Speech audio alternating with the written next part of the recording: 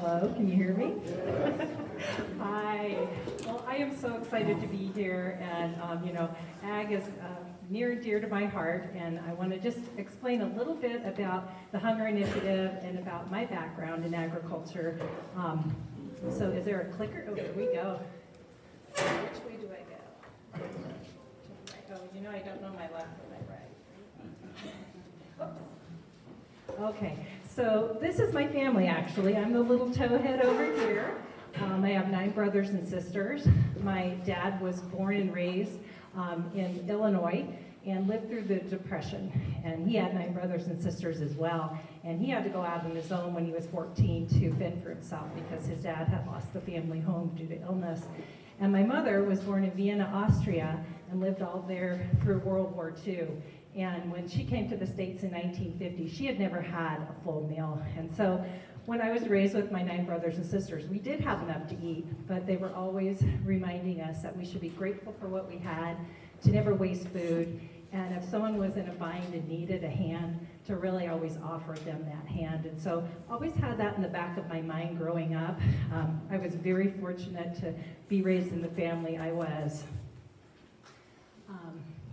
So I call myself the accidental rancher because I really came to ranching accidentally. I married a rancher, and so I was born in Omaha. I was raised a city mouse, really, lived in Omaha, moved to Wyoming when I was 18 years old. I did graduate from the University of Wyoming, but I did in medical technology. So I worked in a lab, which is a really sterile environment.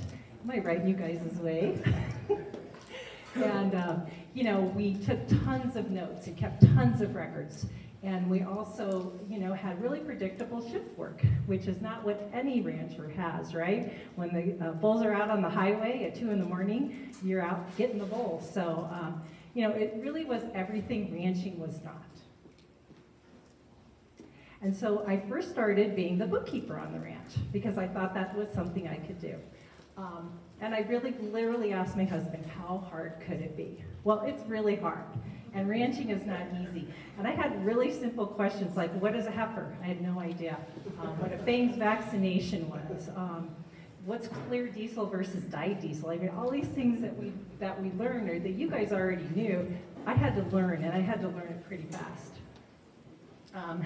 Then my husband went to become the treasurer, and he really did leave me on my own. And so I was like, I have got to learn about this. It's really something, if I'm asking somebody to do something on the ranch, I need to understand what I'm asking them to do. So I really did a lot of coursework, and that's where I did meet Chance. And I'd love all of the courses that are available here. I did the High Plains Ranch Practicum twice, because if you fail it, you have to do it again.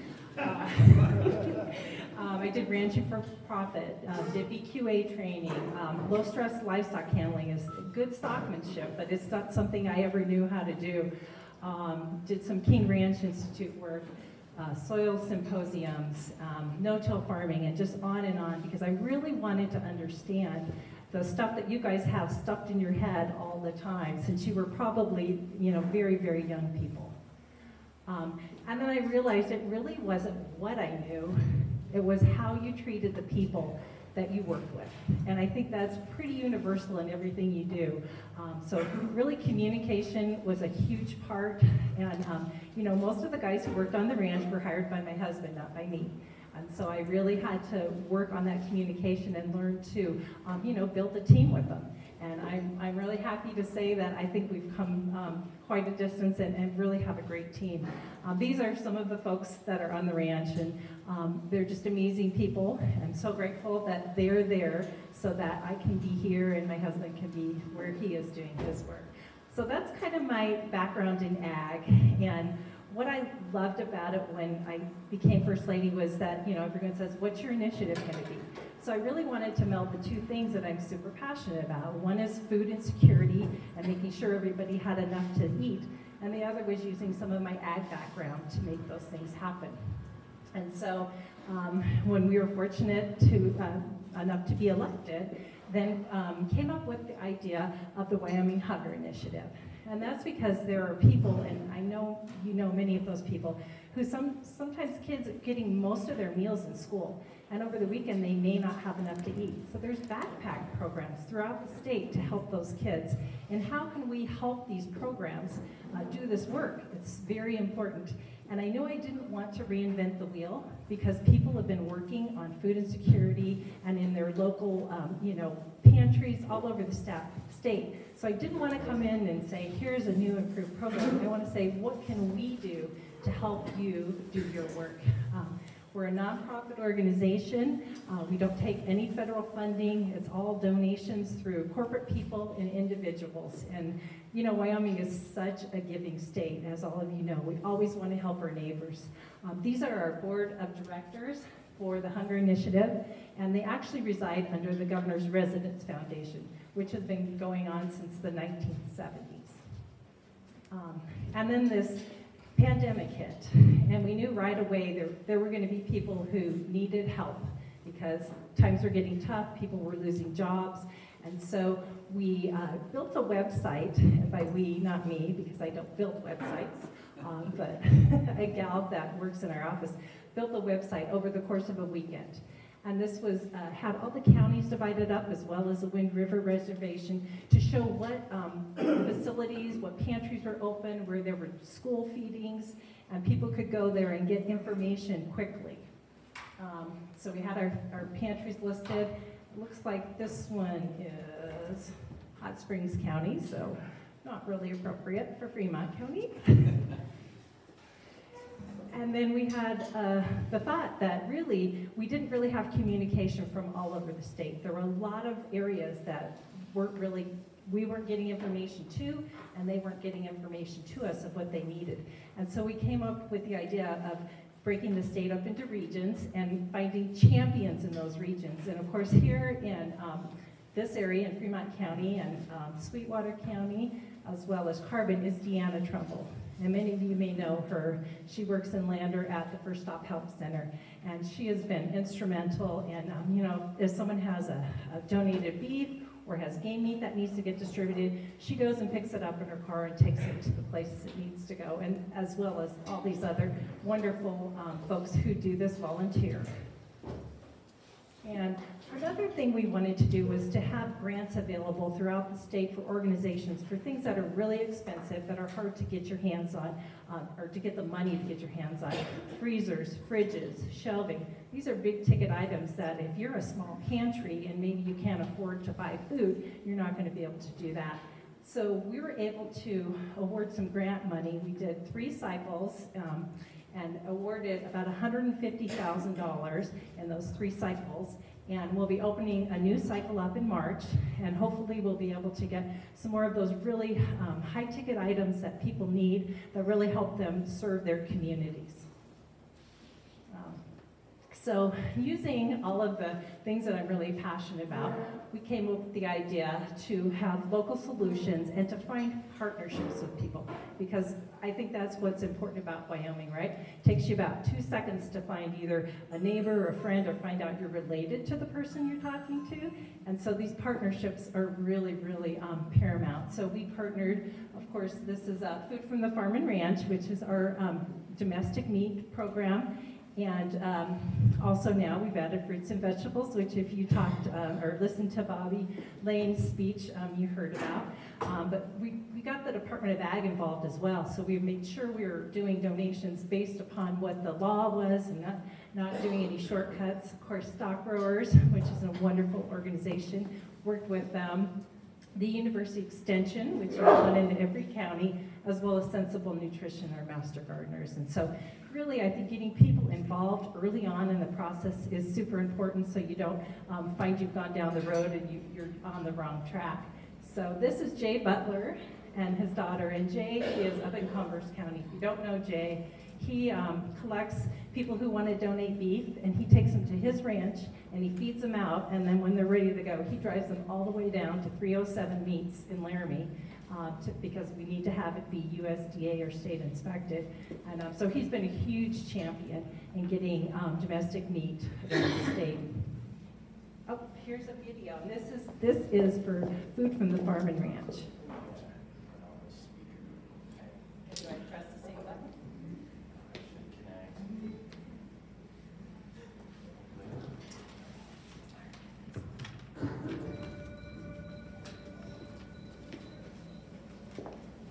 We feel the Hunger Initiative is important because all of us as parents out here, it would be very difficult to have hungry kids at home and to have to look your kids in the eye and tell them you don't know where their next meal is coming from, that you can't supply that. That would be hard for all of us, and that's kind of why we got into this. Food from the Farm and Ranch was a program that originated because people in agriculture want to give back. And it was an opportunity for ranchers and producers to really help their neighbors in need. And this is just a way to really be proud of what you produce and be able to share the bounty.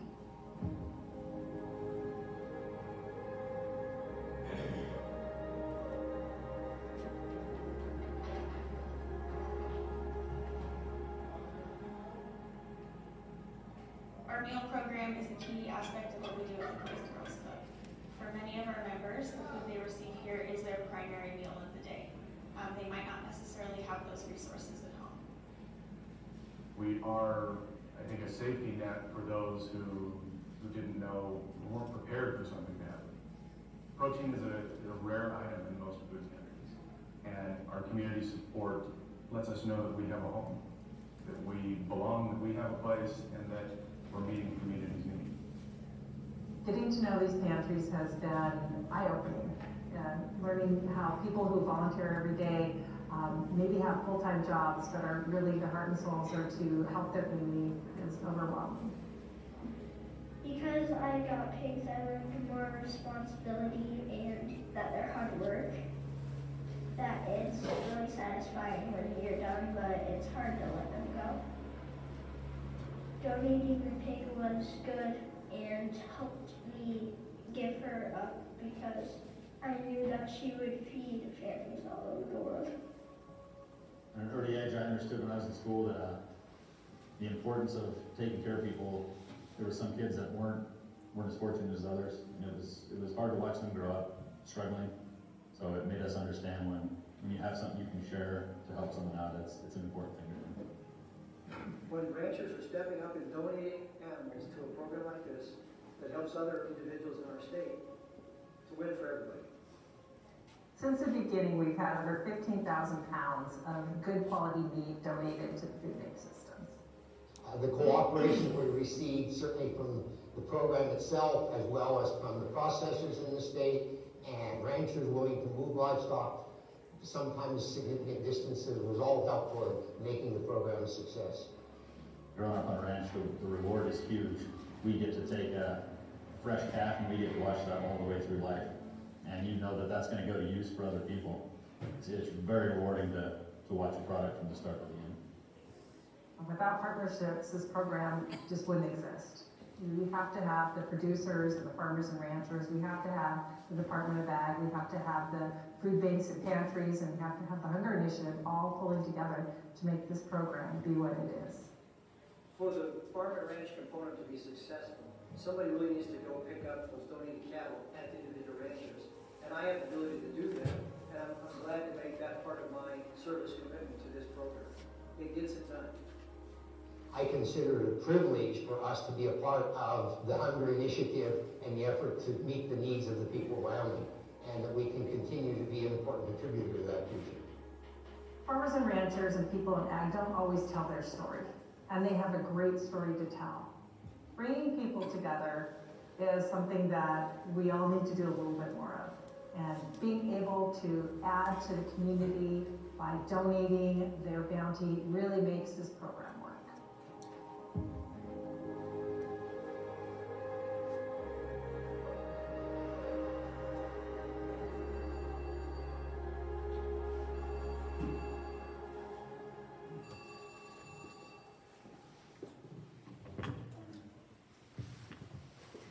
So I love Little Beck because he really thinks his pig is going to feed the world. And you know, I think that's what we need a little more of around our state. Oops.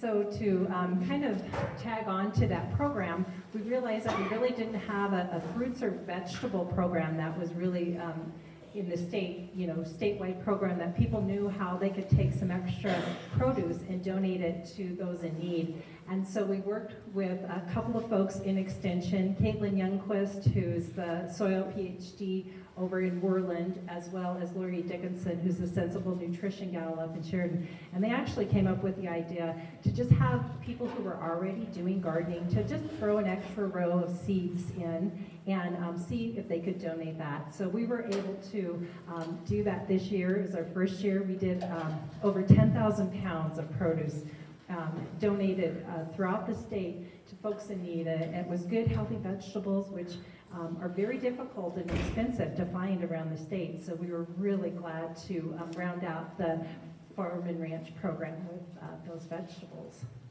And actually, this is Push Root Garden, if folks of you know that over in Lander. And I got to plant some radishes over there. So hopefully they were in a straight row because those seeds are kind of small. And then another signature program is our game meat program. And around the state, there were so many people who were donating game meat, but it really wasn't done in kind of a statewide effort.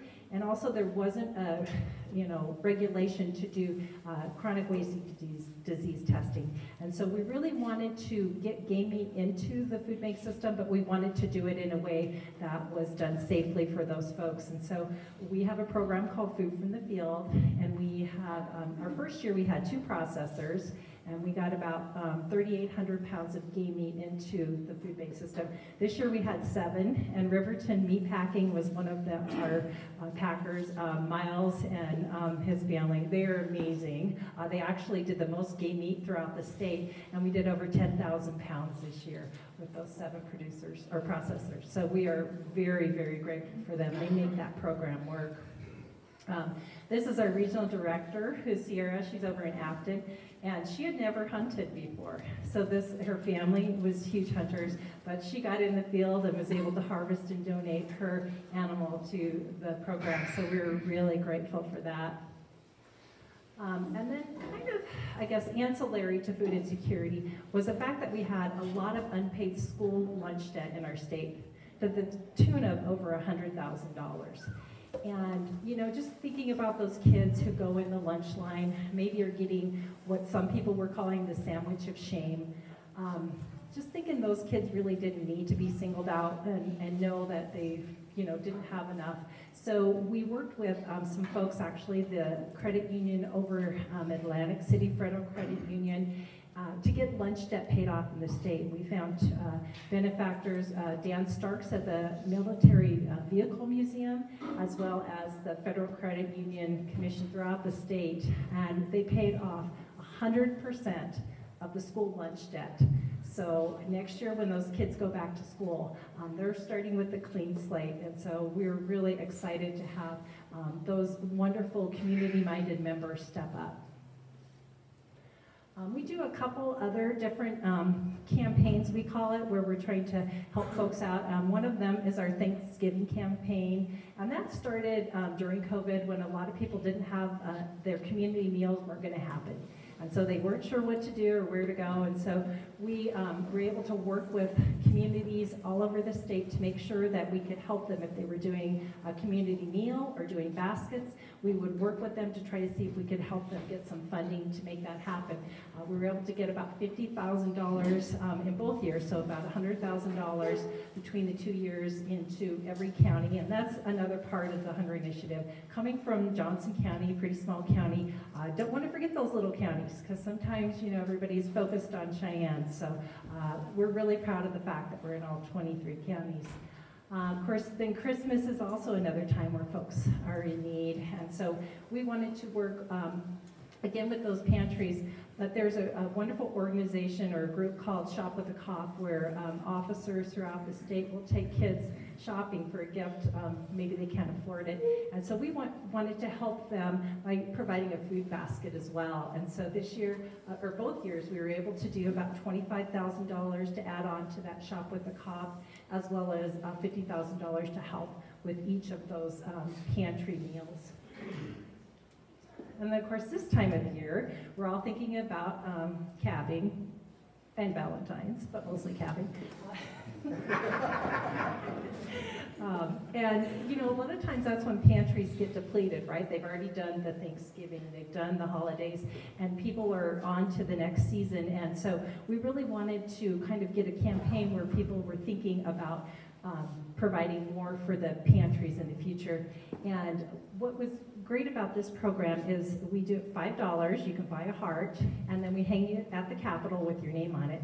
And with those $5 donations, they might seem small, but together we're all mightier, and we were able to bring a freezer over to Cody, Wyoming, so they could do the game meat program. And so we're looking forward to doing some more, you know, grants with this money that we raise during this next month. And of course, you know, there's great times for people to think about those in need. And of course, Cheyenne Frontier Days, there's a lot of, you know, fun things going on, but we really wanted to remind people that there's still people in need. So we partnered with Frontier Days, we sold t-shirts, and these are some of our wonderful t-shirt models. And then we were able to put more money into food insecurity throughout the state. And I think there's one more video. If I just click it, will it go? It should. Click it again.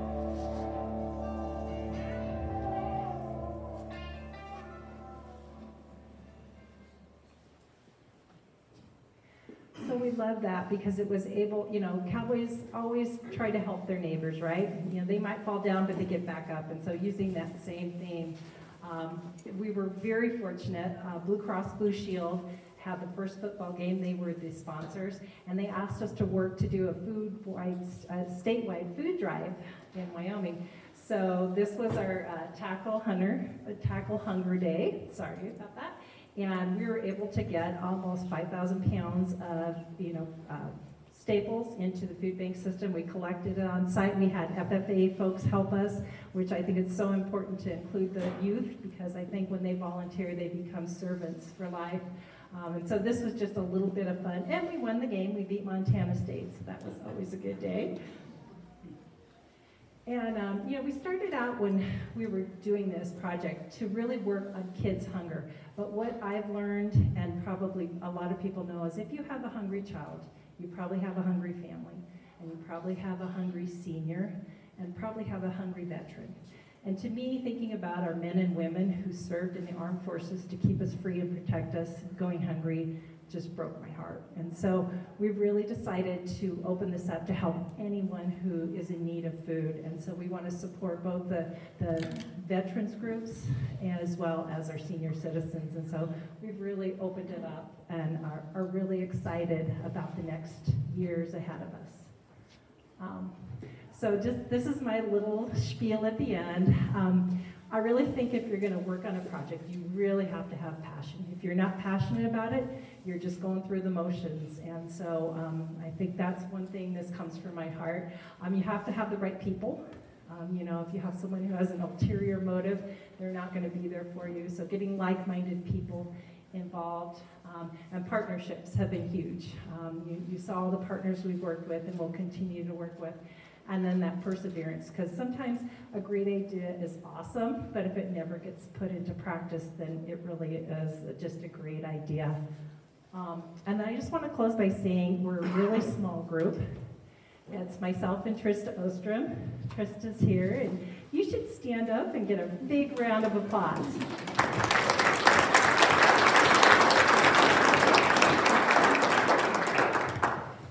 She does most of the work. She makes all of these things happen.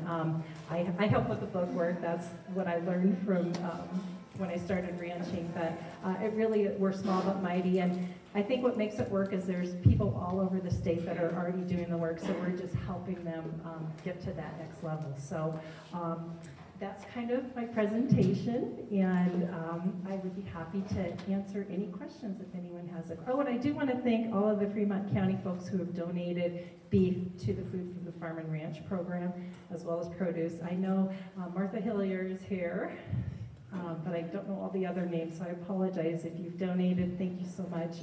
That protein means the world to us.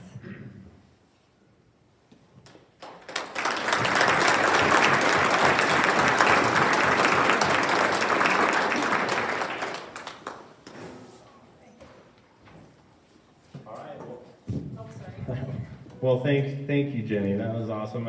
And thank you all for coming. I guess, unless there's a question for our First Lady, anybody have any questions? Sure. Sorry. The question was, how do you donate the game meat? And so if you do fill on your license, then you would take it to Riverton Meat and tell them you want to donate it. We ask hunters to pay a $45 fee, but if they're not able to, we will pay all of the processing fee, and Miles knows that. So we're happy to accept, we had one bighorn sheep this year, had deer, elk, and some antelope as well. So, and what's really nice about it is the Game and Fish Department has worked to expedite the tests on the chronic wasting disease, so it's usually 2 days. But once you turn in, your harvest, then they take it from there, and you no longer have to worry about even finding out what the test result is. So, thank you. Do you have any brochures for contributions? Oh, wow, are you speaking my language? I think we have some brochures. Trista has some with her. You can, if you want to do it online, you just go to nohungerwyo.org, and there's you can contribute to any of the campaigns or the programs if you prefer the game meat, or if you want to do the domestic.